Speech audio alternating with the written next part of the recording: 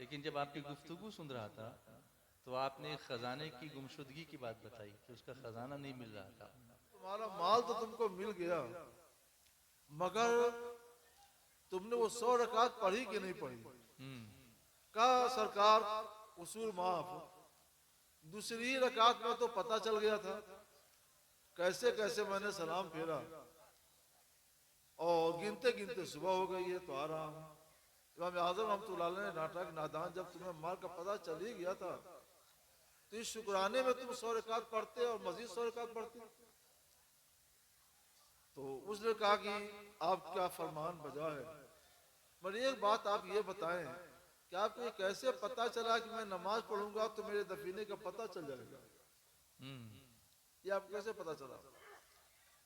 तो इमाम आज़म रहमतुल्लाह अलैह ने फरमाया सुनो, रसूल गिरामी वक़ार सल्लल्लाहु अलैहि वसल्लम की प्यारी हदीस है, सच्ची हदीस है, सही हदीस है कि हुजूर ने फरमाया कि जब बंदे मोमिन सही वजू करके, अच्छा वजू करके नमाज पढ़ता है तो शैतान कहीं भी हो उसके पास आ जाता है और कहता है अरे वो फला चीज जाते हो, वो फला चीज जाते रहो, तुम फला चीज भूल गए, वो वहां पर है, फला चीज भूल गए वहां पर है, तुम्हारे जिम्मे फला के इतना बाकी है, फला के तुम्हारे जिम्मे इतना बाकी है, वो सब बताने लगेगा। उसका मकसद क्या होता है कि तुम इन्हीं बातों में, इन्हीं ख्यालात में लगे रह जाओ और तुम्हारी नमाज अल्लाह की बारगाह में मकबूल हो। तो मैंने ये सोचा कि 100 रकात पढ़ते पढ़ते वो दुश्मने खुदा कहीं भी होगा, आएगा, पता लगाकर बता देगा। मगर उसने देखा कि तुम्हारा इखलास पक्का है, अगर तुमने 100 रकात पढ़ ली तो वलायत से सरफराज कर दिए जाओगे। उसे ये गवारा नहीं हुआ कि मेरे होते हुए तुम वलायत से सरफराज की जाओ, इसलिए वो आया और पता लगाकर उसने तुमको तुम्हारे माल का पता बता दिया।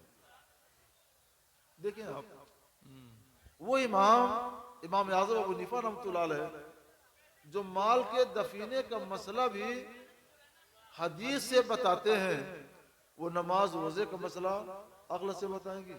ऐसा नहीं। जितने मसाइल इमाम आज़म अबू हनीफा रहमतुल्लाह अलैह ने बयान फरमाए हैं वो सब मसाइल अल्हम्दुलिल्लाह मैंने जांच की है, तहकीक की है, तो सबको किताबुल्लाह और सुन्नत रसूलुल्लाह पर मबनी पाया। सुभान अल्लाह। हमारी सुभान अकलें, अल्लाह। लोगों की अकलें वहां तक ना पहुंच सकें, लेकिन तहकीक कीजिएगा तो उनका हर मसला किताबुल्लाह से या सुन्नत रसूलुल्लाह से अख्ज़ किया हुआ मिलेगा। सुभान अल्लाह। सुभान हमने इस अल्लाह। मौजू पर अहादीस सहीह नाम से 2 जिल्द में किताब भी लिखी है और उसमें मैंने बहुत से मसाइल पेश किए हैं जिन मसाइल को ज़ईफ समझा जाता है कि ये हदीसों से नहीं साबित है। मैंने उन मसाइल को दिखलाया कि देखो ये मसला लोग ज़ईफ समझते थे, कमज़ोर समझते थे, इमाम आज़म रहमतुल्लाह अलैह ने जो मसला बयान किया है ये बुखारी शरीफ की फला हदीस से साबित है। जी। सारे मसाइल बुखारी शरीफ साबित हैं, सही मुस्लिम शरीफ साबित हैं, सुनन अबू दाऊद हदीस में साबित हैं, जामिउ तिर्मिज़ी हदीस में साबित है। समझने के लिए और कोशिश तो करनी पड़ेगी ना, कोशिश कीजिए, अल्लाह ताला सब कुछ अता फरमाए। सुभान अल्लाह। सुभान अल्लाह। सरकार फरमाते हैं सबसे बेहतर बात अल्लाह की किताब है और सबसे बेहतर हदीस रसूलुल्लाह की हदीस है। सुभान अल्लाह। तो सुभान इमाम अल्लाह। आज़म रहमतुल्लाह अलैह ने इस हदीस पर पूरे तौर पर अमल करके 86,000 मसाइल दुनिया को दिए। सुभान 86,000 मसाइल का मतलब कि इतनी हदीसें आपको उन्होंने दे दी। सुभान अल्लाह। सुभान अल्लाह।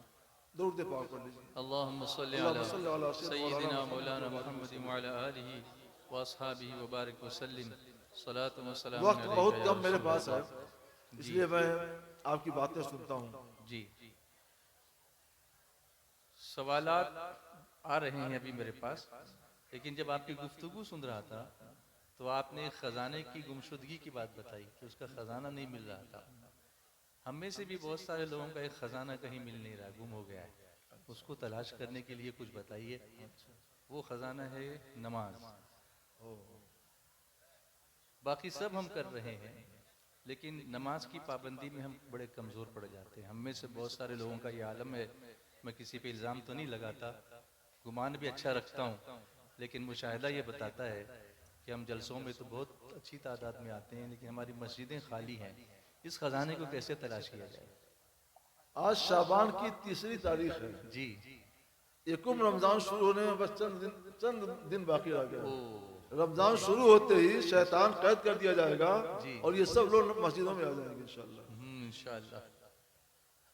ऐसा काम कीजिए कि शैतान आपको देखे तो रास्ता बदल दे। हज़रत उमर फारूक आज़म रज़ी अल्लाह ताला जिस रास्ते चलते थे तो शैतान भी डरता था कहीं जाऊंगा का दुर्रा हमको न लग जाए। अजान जब दी जाती है शैतान भाग जाता है। आज का कल का हाल यह था कि शैतान को लोग सहाबा पकड़ लेते थे, वो मुश्किल से उन्हें बचाता था, आज वही पकड़ ले रहा है।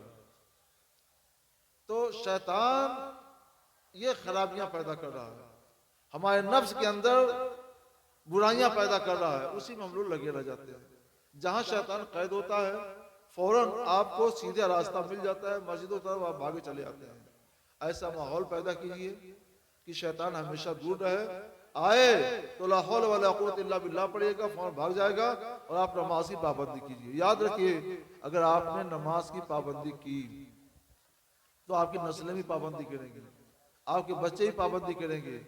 और जिस घर में अल्लाह का जिक्र होता है, इबादत होती है, रियाजत होती है, उस घर में रहमत के फरिश्ते आते हैं। सुभान अल्लाह, सुभान उस घर में अल्लाह की तरफ से बरकत नाजिल होती है, तिलावत होती है तो सकीना नाजिल होता है। फिर अगर आपने ये काम किया, आपके घर में सकीना नाजिल हो, रहमत के फरिश्ते नाजिल हो, इत्मीनान नाजिल हो, खैर व बरकत नाजिल हो, तो फिर दुनिया आपको परेशान नहीं कर सकती है। आप सुकून चाहते हैं, सुकून दिल, तो नमाज पढ़िए, अल्लाह का जिक्र कीजिए, शैतान को दूर रखिए, आपको अल्लाह ताला सब बुलंद कर देगा। सुभान अल्लाह। अल्लाह हम सबको नमाज की पाबंदी की तौफीक अता फरमाए।